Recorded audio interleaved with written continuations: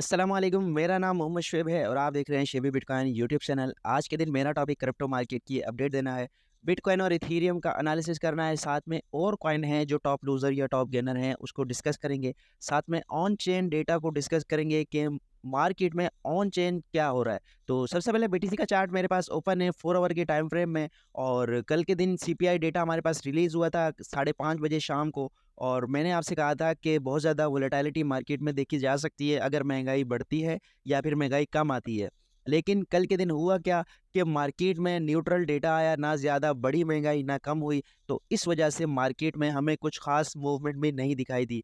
तो यहाँ पर अगर हम बात करें प्राइस एक्शन के वाले से, तो ये वाला हमारा इंटरनल स्ट्रक्चर का जो है एक लोअर पॉइंट है और ये जो है हमारे पास हायर पॉइंट है। अगर यहाँ से जो है ये एक अपना हाई बनाने के बाद यहाँ ब्रेकअप स्ट्रक्चर किया इसने और उसके बाद एक हायर हाई बनाया है इसने। और अब यहाँ पर जब तक ये इस पॉइंट को ब्रेक नहीं करता, यहाँ पर हमारे पास एक लोअर हाई फॉर्म हो सकता है और उसके बाद अगेन एक हमें नज़र आ सकता है कि यहाँ पर जो एक और हायर हाई लग सकता है। और बिलफर्ज अगर इस लो को ब्रेक कर देता है तो फिर हमारे पास एक लोअर हाई जो है फॉर्म होगा और उसके बाद मजीद हम फर्दर नीचे जा सकते हैं। तो इन दो एरियाज़ को आपने लाजमी याद रखना है। इसमें जो है 28,500 का एरिया है और 30,250 का एरिया है। इन दोनों में से कोई भी एरिया ब्रेक होता है तो फिर डायरेक्ट आपने एंट्री नहीं लेनी। अगर यहाँ अपसाइड पर ब्रेकआउट होता है तो फिर डाउन साइड पर एक रीटेस्ट आपने देखना है कि रीटेस्ट कहाँ तक आता है और उसके बाद अगेन आप इसको जो इस पंप को जो है कैच कर सकते हैं। और अगर डाउन साइड पर आता है, इस लोअर लेवल को ब्रेक करता है तो फिर एक लोअर हाई के बाद आप मजीद एक लोअर लो को शॉर्ट कर सकते हैं। तो ये बीटीसी का लोअर टाइम फ्रेम में एनालिसिस था। इथेरियम की बात करते हैं। इथेरियम में मैं दोनों आपसे एनालिसिस शेयर करूंगा, इंटरनल और एक्सटर्नल स्ट्रक्चर दोनों शेयर करूंगा। यहाँ पर हमारे पास प्रीवियस जो एक लोअर हाई था वो ये पॉइंट था $1400 का और एक हायर पॉइंट जो था वो $2141 का था। तो अभी तक जो है ना इथेरियम ने अपना हाई ब्रेक किया है ना लो ब्रेक किया है, दरमियान में ट्रेड कर रहा है। तो यहाँ पर अगर ये स्ट्रक्चर बुलिश रहता है तो यहाँ पर हमारे पास एक लोअर हाई जो है फॉर्म हो चुका है, ठीक है।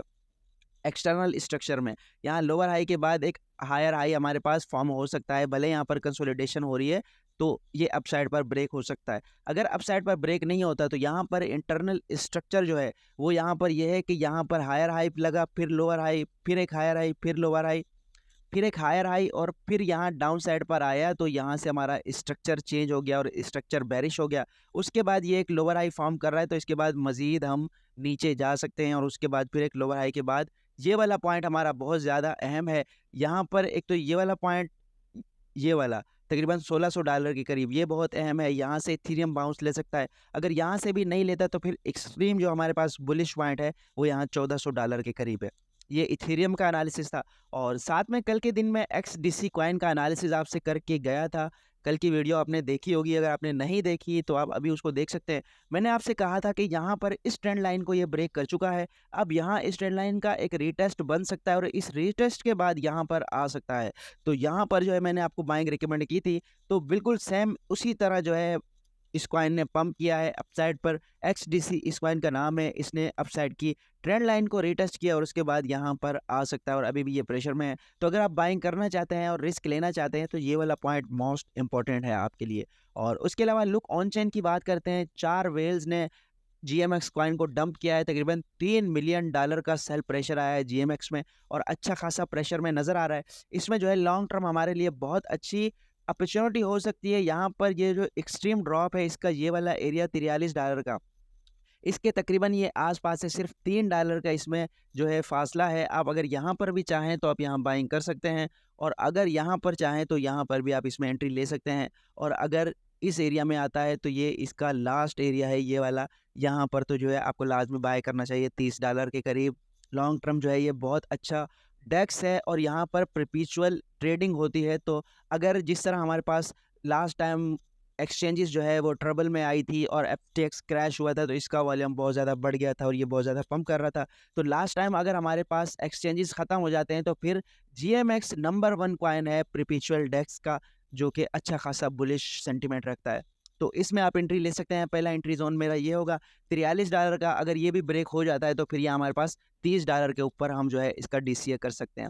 और उसके अलावा सैंडबॉक्स का मैंने आपको कल के दिन बताया था कि इसकी जो है बहुत ज़्यादा सप्लाई 14 अगस्त को अनलॉक होने वाली है। तो 80 मिलियन सैंड टोकन जो कि $32 मिलियन के बन रहे थे, जेनेसिस ने वो ट्रांसफ़र किए हैं बाइनांस पर और OKX पर और जिमिनी एक्सचेंज पर 8 घंटे पहले, और साथ में टोकन अनलॉक भी होने वाले हैं, तो इसमें अच्छा खासा प्रेशर आ सकता है। फिलहाल मैं सैंड टोकन का एनालिसिस नहीं कर रहा, लेकिन मैं इसका एनालिसिस आपसे शेयर करूंगा जब इसकी अनलॉकिंग करीब आएगी, तो उस हिसाब से फिर हम इसमें डिसीजन ले सकते हैं।